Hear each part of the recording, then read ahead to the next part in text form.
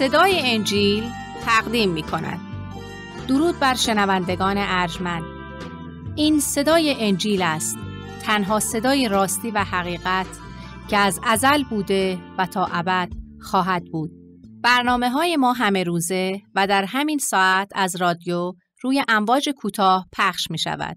شما می توانید از طریق شبکه‌های اجتماعی فیسبوک، گوگل پلاس و یوتیوب با تایپ فارسی رادیو صدای انجیل با ما در تماس باشید. آدرس ایمیل ما از این قرار است: radioenjil@gmail.com. تکرار می کنم، آدرس ایمیل ما radioenjil@gmail.com و تلفن تماس ما 201 616 920 1791. تکرار می کنم، 201 616 920 1791. از شما دعوت می کنیم که به برنامه این ساعت صدای انجیل توجه فرمایید.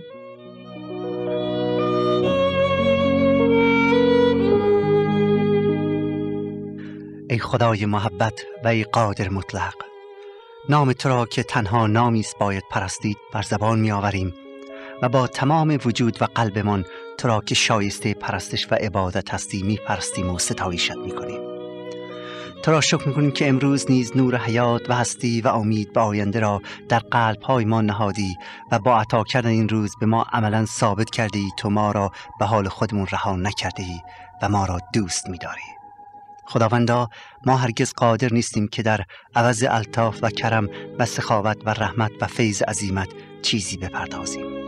اعتراف میکنیم که چیزی نداریم که به تو بدهیم جز این که خود را تسلیم تو نموده و بگوییم ای پدر آسمانی، ما تسلیم توییم و ما را برای مقاصد و اراده خودت به کار ببر. خدایا، وقتی که کلام مقدس تو را میخوانیم و از محبت و فیض عظیم تو نسبت به خودمون آگاه میشویم، حیران و شگفت زده ایم که چرا اینقدر بندگان گناهکارت را دوست می‌داری. شکرت می‌کنیم ای خداوند، شکرت می‌کنیم. این دعا را به نام عیسی مسیح، مظهر قدوس تو و مکاشفه محبت و قدرت و عدالت می‌طلبیم. آمین.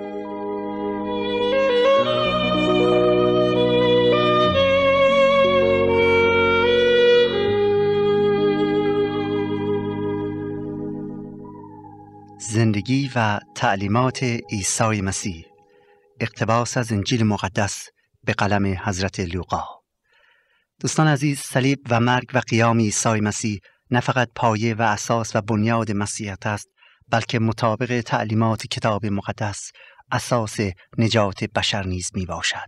زیرا کلام خداوند می گوید همه انسانها بدون استثناء از نظر و معیار الهی گناه کرده و از جلال پرجلالش محروم بوده و جزای گناهانش هم بر طبق عدل الهی مرگ می باشد. مرگ روحانی، یعنی جدایی بنده از خالق. از یک سو عدل خدا همه بشر را محکوم به مرگ نموده. چرا؟ زیرا همه مطابق معیار خدا خلاف کلام خدا رفتار نمودن و گناه کردند. و از سوی دیگر محبت و بخشش خدا انسانها را به سوی خود فرا می‌خواند و از آنان دعوت می‌کند که در قدوسیت و پاکی زندگی کنند. ای عزیزان، اگر خدا بدون محبت بود و عدل را اجرا می‌کرد، عدالت را رعایت می‌کرد، بلافاصله آن را عملی می‌کرد در زندگی من و شما، هیچ بشری، دقت کنید، هیچ بشری شایسته زیستن نخواهد بود. هیچ کس زنده نمی‌ماند، زیرا همه ما محکوم هستیم. و اگر خدا فقط و فقط محبت بود و هر گناهی را همینطوری بدون جزا میبخشید، آن وقت هرگز عدل الهی و دادرسی حق اجرا نمیگردید. خدا هم عادل مطلقه و هم محبت مطلق. در صلیب عیسی مسیح است که عدل خدا به طور کامل همراه با محبت بی انتهای خدا آمیخته میگردد، یکی میشه و در نتیجه نجات بشر امکان پذیر میشه. در سر صلیب است که آدمی شاهد اجرای عدالت مطلق خدا و آشکار شدن محبت بی حد و حصار و بی پایان او و کامل شدن نقشه نجات آدمی میشه. و ما سعی میکنیم با کمک خدا از کلام خداوند این سر الهی را براتون بیان کنیم و آشکار نماییم تا شما نیز به بلندی و بزرگی و عمق محبت خدا یکتا که در عیسی مسیح بر ما آشکار گردیده پی ببرید و با پذیرفتن آن زندگی خودتون رو در فیض الهی قرار بدهید. در ادامه مطالعه زندگی و تعلیمات عیسی مسیح توجه خود را معطوف به فصل 23 از انجیل مقدس به قلم حضرت لوقا می‌کنیم و از آیه 16 دنباله محاکمه عیسی مسیح و سپس نحوه مصلوب شدنش را مورد توجه قرار می‌دهیم. این برنامه را از صدای انجیل می‌شنوید. رؤسای یهود و ملایان دینی عیسی را دستگیر کرده و او را در دادگاه ظالمانه خود محکوم به مرگ می‌برند. اما چون یهود تحت سلطه رومیان بود، آنها بدون اجازه رومیان حق کشتن کسی رو نداشتند. پس عیسی را پیش والی روم یعنی پیلاتوس در اورشلیم میبرند و میخوان که او حکم مرگ عیسی را صادر کند. والی روم از عیسی مسیح سوالها میکند و متوجه میشود که عیسی مسیح هیچ تقصیری ندارد و ملایان دینی او را از روی حسد و نفرت تسلیم کردند. والی روم اراده می کند که مسیح را آزاد سازد، اما ملایان و رهبران دینی می گویند که اگر تو این کار را بکنی آن وقت می دانیم که تو دوست قیصر نیستی. چرا؟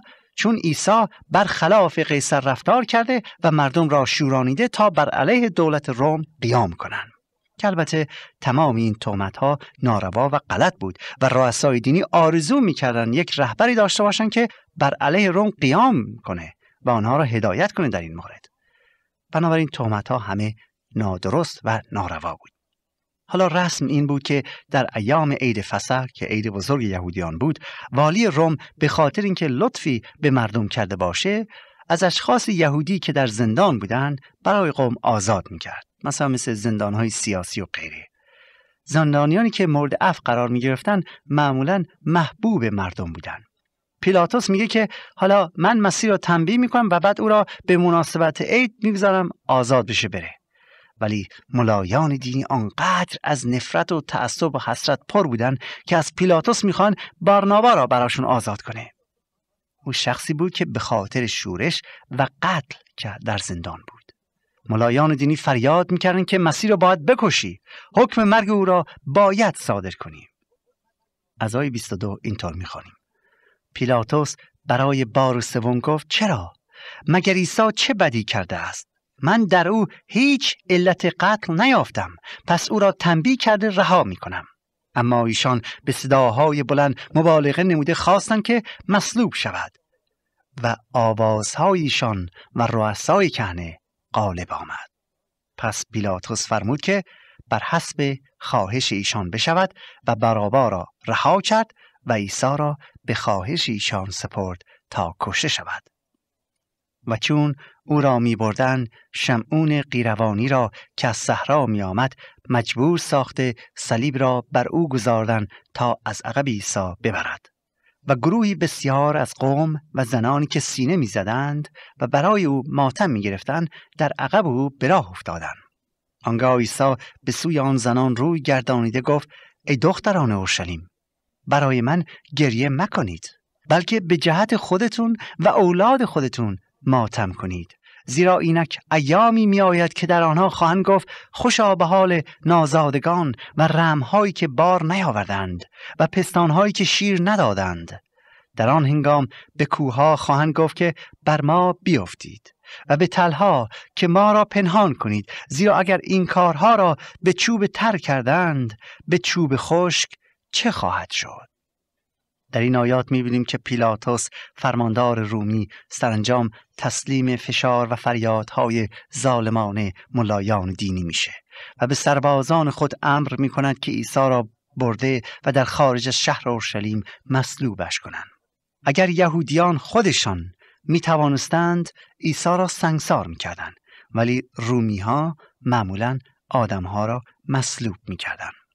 همین که از دروازه شهر خارج شدن به علت ضعف بدنی مسیح که بر اثر شلاق خوردنها و تنبیهات بدنی از سربازان بود، سربازان مردی را که تازه داشت وارد شهر میشد میگیرند و او را مجبور میکنند که صلیب عیسی مسیح را تا بالای تپه بر خودش حمل کند و ببرد. نام این مرد شمعون قیروانی است که بعدها مسیحی می شود. مرگ بر روی صلیب پسترین و سختترین و زجر آورترین مرگی بود که در قرن اول متداول بود. این تنبیه را رومیان فقط نسبت به بدترین جنایتکاران اجرا می کردند و صلیب کردن افراد تبع روم ولو اینکه بدترین جنایتکار بود ممنوع شده بود. عیسی مسیح را بر بالای صلیب در حالی که در دستها و پاهایش میخ کوبیده بودند مصلوب می کنند. غالباً افرادی که مصلوب می شدند چند روز با اضطراب و زحمت زیاد زنده می ماندند. یعنی نوع مرگی بود که یواش یواش جان می کندن. به طوری که تا به آخر از شدت درد و گرسنگی و تشنگی و کشش بدنشون جان را به جان آفرین تسلیم می کردن. ولی عیسی مسیح منجی و مولای ما به موحشترین طرزی جان عزیز خود را فدا می کند تا من و شما را از گناهان نجات بدهد. از آیه 27 الی 31 که خدمتتون خواندم در حقیقت پیشگویی بود که عیسی مسیح در مورد شهر اورشلیم می کند. اغلب اهالی شهر می خواستند مصلوب شدن عیسی مسیح را ببینند. دشمنان عیسی برای شادی کردند و دوستانش برای نوح سرایی و گریه‌زاری بیرون شدند و دنبال عیسی می آمدند. همه اهل اورشلیم با عیسی مخالف نبودند، زیرا در اینجا می‌بینیم که گروهی از جمله زنان با گریه و زاری در عقب او رفتند. عیسی مسیح خداوند برای همدردی قومی که او را به قتل می‌رسانند رنج خود را فراموش می‌کند. او به خوبی عاقبت وخیمی که در نتیجه رد کردن او بر قوم وارد خواهد شد می‌دانست، واقف بود. از این رو به بسیار مشتاق بود که آنانی را که از بلایی که در انتظارشان است آگاه کند و آنها را نجات بدهد. ولی افسوس که مردم شهر آن را نپذیرفتند.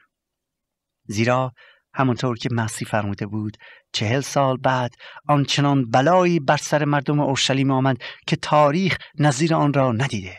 تاریخ نویسان میگویند در سال 70 میلادی وقتی رومیان شهر را محاصره کردند مادرانی را یافتند که کودکان خود را میخوردند و مردم شهر آرزو داشتند که زلزله بیاد و همه زیر خاک مدفون شوند تا اینکه به دست رومیان بیفتند.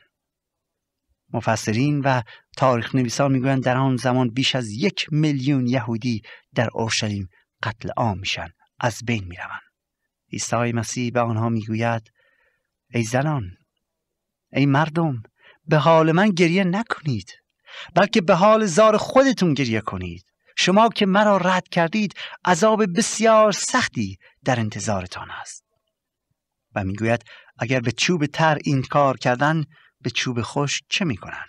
اصطلاح چوب تر در اینجا کنایه از عیسی مسیحه و چوب خشک اشاره به قوم گناهکار یهود می باشد که برای افتادن در آتش حاضر هستند. یعنی اگر رومیان با عیسی مسیح بدین طور رفتار می کنند پس چقدر بدتر قومی را که قاتل اوست تنبیه خواهند کرد.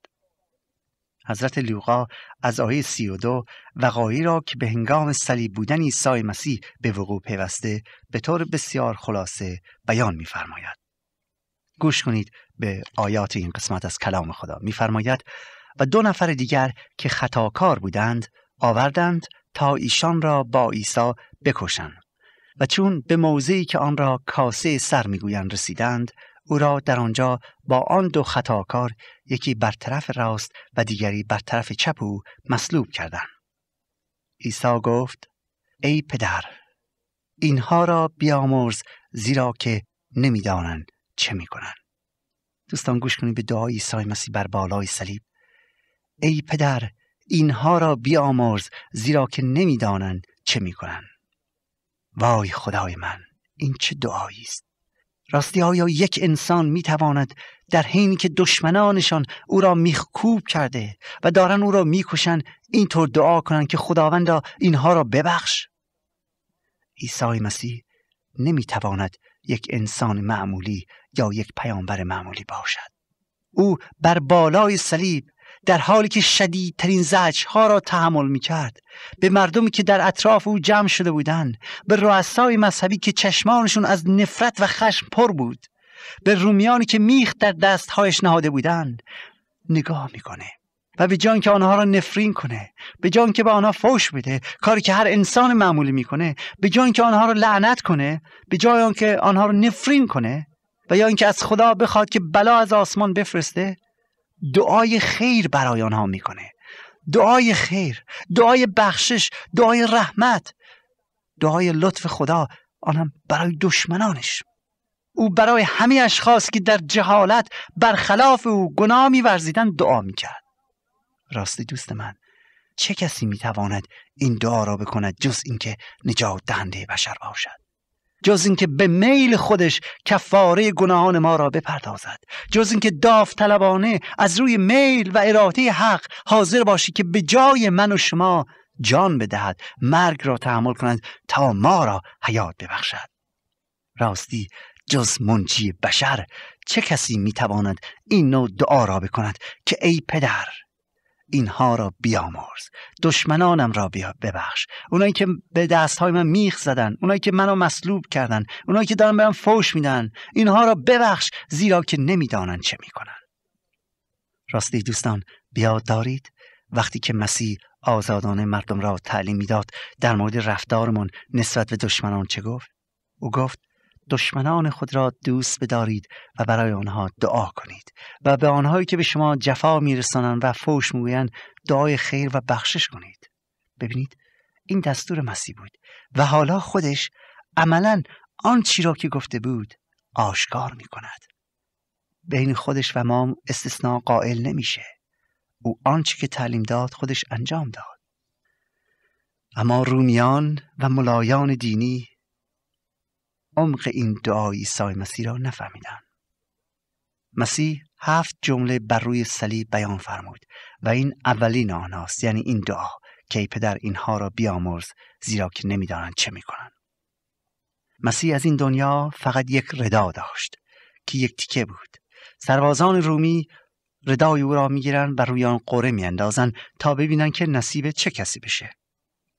او که دنیا را خلق فرموده بود، او که همه قدرت‌ها را در اختیار داشت، او که مالک بود، هیچ چیزی از دنیا برای خود برنگزید. و در عین حال کلام خداوند میگوید که در حالی که رومیان ردای او را قره می‌انداختند تا تقسیم کنند، ملایان دینی او را مسخره می‌کردند. بر روی صلیب عیسی که داشت زجر می‌کشید، آنها داشتند می‌خندیدند. از آیه 35 می‌خوانم، میگوید و گروهی به تماشا ایستاده بودند و بزرگان نیز تمسخر کنان با ایشان میگفتند دیگران را نجات داد، پس اگر او مسیح و برگزیده خدا می باشد خود را برهاند. و سپاهیان نیز او را استهزا می‌کردند و آمده او را سرکه می‌دادند و میگفتند اگر تو پادشاه یهود هستی خود را نجات ده. و بر سر او تقصیرنامه‌ای نوشتند به خط یونانی و رومی و عبرانی که این است پادشاه یهود.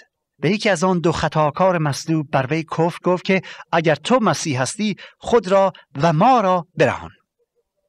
اما آن دیگری جواب داد او را نهیب کرده گفت مگر از خدا نمی ترسی؟ چون که تو نیز زیر همین حکم هستی و اما ما به انصاف چگونه جزای اعمال خود را یافته ایم. لیکن این شخص بیچاره هیچ کار بی جای نکرده است. پس به عیسی گفت ای خداوند مرا بیاد آور هنگامی که در ملکوت خود آیی. عیسی به وی گفت هر آینه به تو میگویم امروز با من در فردوس خواهی بود. و تخمیناً از ساعت 6 تا ساعت 9 ظلمت تمام روی زمین را فرا گرفت و خورشید تاریک گشت و پرده قدس از میان بشکافت. و عیسی به آواز بلند صدا زده گفت ای پدر به دستهای تو روح خود را میسپارم. این را بگفت و جان را تسلیم نمود. اما افسر رومی چون این ماجرا را دید خدا را تمجید کرده گفت در حقیقت این مرد صالح بود. و تمامی گروه که برای این تماشا جمع شده بودند چون این وقایع را دیدن سینه زنان برگشتند و جمعی آشنایان از دور ایستاده بودند. با زنانی که از جلیل او را متابعت کرده بودند تا این امور را ببینند. در این آیات اتفاقاتی که به هنگام میخکوب بودن مسیح بر روی صلیب به وقوع پیوست و همچنین مرگ او برای ما بازگو شده است. ملایان یهود که شوق زده بودند از اینکه مسیح داره میمیرد با تمسخر و نه با روح پشیمانی از قتل یک بیگناه میگویند ای عیسی، اگر تو واقعا مسیح موعودی از صلیب خودتو نجات بده تا ما هم ایمان بیاوریم. راستی آیا علت بیان این جملات این بود که آنها طالب پذیرفتن حقیقت بودند؟ آیا واقعا میخواستن بدانند که او مسیح موعود است؟ مسلماً که نه. زیرا آنها با چشمانشون شاهد بودند که مسیح مردگان را با کلامی زنده کرده بود. آنها شاهد صدها معجزه بودند که ثابت میکرد که عیسی مسیح موعوده. تنها چیزی که آنها میخواستند مرگ مسیح بود، زیرا وجود مسیح برای متظاهرین مذهبی خطرناکترین بلا محسوب میشد. مسیح آینه بود که درون این ملایان یهودی را آشکار میساخت. شاید این سوال که به ظاهر منطقی هم هست شما بپرسید که راستی چرا مسیح خود را از روی صلیب نجات نداد؟ چرا کاری نکرد؟ معجزه‌ای نشد که آن گروه به او ایمان بیاورند؟ البته سوال شاید منطقیه، اما حقیقت اینه دوستان عزیز، اگر مسیح این کار را میکرد آن وقت اون نمیتوانست نجات دهنده من و شما بشه. اجازه بده که در برنامه آینده به این سوال پاسخ بدم. در بالای صلیب دو دزد دیگر نیز در حال مرگ بودند. ابتدا اینها به مسیح فحش ناسزا میگویند، ولی بعداً یکی از آنها متوجه میشه که مسیح واقعاً بی جهت بر صلیب میخکوب گردیده. این دزد دو چیز را آشکارا دید. اول گناهکاری خود، یعنی متوجه شد که مرگ صلیب حق اوست، و دوم تقدس عیسی را. چقدر جای تعجب است که ملایان دینی که اینقدر درباره تقدس و پاکی صحبت می‌کردند و تعلیم می‌دادند این بصیرت را نداشتند مثل این دزد که آن را در مسیح ببینند. همین آگاهی و همین ایمان این دزد در آخرین لحظه زندگیش سبب شد که بخشش خدا را نصیب خود کند و عیسی مسیح وعده داد که او در فردوس خواهد بود. کلمه فردوس برای آرامگاه ارواح نجات یافتگان از زمان مرگ تا قیامت به کار برده شده است. دوستان عزیز، این وعده عیسی مسیح ما را مطمئن می سازد که هیچگاه دیر نیست که یک گناهکار توبه کند و به حضورش بیاید. تا فرصت است میتونه توبه کنه. منظور آیه 44 که میگوید از ساعت 6 تا 9 تاریکی بود، یعنی از ساعت ظهر یا 12 تا ساعت 3 بعد از ظهر تاریکی عجیبی اونجا رو فرا میگیره. و دوستان این آیتی بود آسمانی برای ملایان دینی که آنها را قانع کرد. 3 ساعت تمام تاریکی عجیبی بر سرزمین فلسطین عارض میشه. در آیه 45 میگوید پرده هیکل 2 پاره میشه. این پرده زیبایی بود که در عبادتگاه وجود داشت و مکان قدس را از قدس الاقداس جدا ساخته بود. هیچ کس جز کاهن اعظم حق ورود به قدس الاقداس را نداشت، ولی حالا با باز شدن و پاره شدن پرده عموم می توانستند به آنجا بروند. معنی آن این است که حالا به وسیله فدا شدن عیسی مسیح در راه گناهان، راهی برای همه انسان‌هایی که طالب خدا هستند باز شده است، آزاد شده است. در آیه 46 عیسی روح خود را به دست جان آفرین تسلیم می کند. عیسی می گوید ای پدر، روح خود را به دستهای تو می سپارم. او در تمام مدت حیات جسمانی خود در ایمان به پدر سماویش زندگی کرده بود و اکنون هم با ایمان می میرد. او جان را تسلیم می کند با آرامی و آرامش، و این بدان معنی است که او با میل خود جان داد. نوع مرگ مسیح و دعای عیسی مسیح برای دشمنان و جملات مقدس و آسمانی که در روی صلیب بیان نمود در آخر روز آنچنان در جماعت اثر گذاشت که مردم عادی پس از تماشای این منظره اسفبار از حرکات و اعمال خود پشیمان شده بودند، به جز ملایان دینی. آنها دلشاد اما مردم افسرده. آنها متوجه شدند که آلت دست ملایان شده بودند و حالا پشیمان بودند. برای همین است که در آیه 48 میگوید آنها سینه زنان و با گریه و اندوه و تأثر جلجلتا را، یعنی جایی که مسیح مصلوب شده بود، ترک نمودند. مسیح حدود ساعت 3 بعد از ظهر روی جمعه روح را تسلیم پدر می کند و جان می دهد. از آیه 50 ملاحظه می‌کنیم که یکی از بزرگان قوم یعنی یوسف که اهل رامه بود و مردی بود بسیار نیکو و عادل می‌رود و از پیلاطس تقاضای جسد عیسی را می‌کند تا در قبری که برای خود ساخته بود او را دفن کند و پیلاطس موافقت می‌کند و عیسی را در قبری در نزدیکی شهر خارج از اورشلیم دفن می‌نمایند.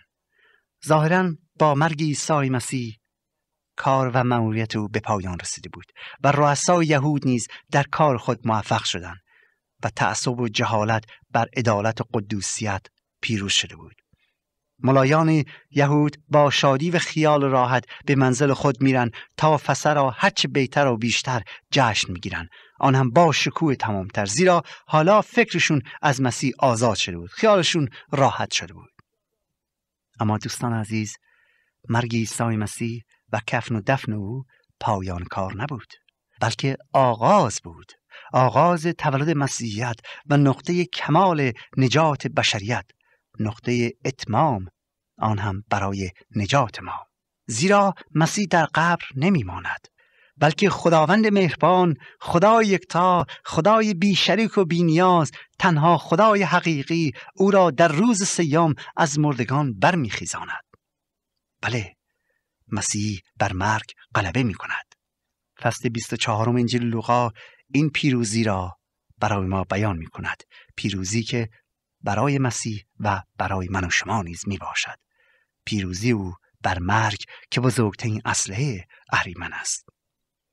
به امید خدا، نظر به اینکه وقت ما حالا به پایان رسیده، اگر فرصتی باشه و زنده باشیم، در برنامه آینده فصل 24 را برای شما بازگو خواهیم کرد و شما را با مسیح زنده، مسیح قیام کرده آشنا می کنیم.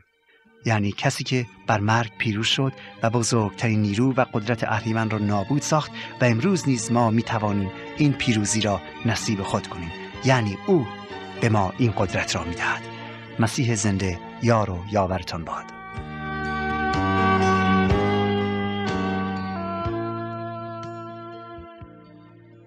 آنچه شنیدید برنامه‌ای بود از رادیو صدای انجیل. خوشحال می‌شویم که با ما مکاتبه کنید و از نشریات و ادبیات ما استفاده نمایید و از طریق شبکه‌های اجتماعی فیسبوک، گوگل پلاس و یوتیوب با تایپ فارسی رادیو صدای انجیل همراه ما باشید. همچنین از طریق تلفن و ایمیل نیز می توانید با ما تماس بگیرید. آدرس ایمیل ما از این قرار است: radioenjil@gmail.com. تکرار می کنم، ایمیل ما radioenjil@gmail.com و تلفن ما 201 616 920 1791. تکرار می کنم، 201 616 920 1791. تا برنامه دیگر و روز دیگر، خدای یکتا و مسیح زنده با شما باشد. ماراناتا، یعنی خداوند به زودی برمیگردد. آمین.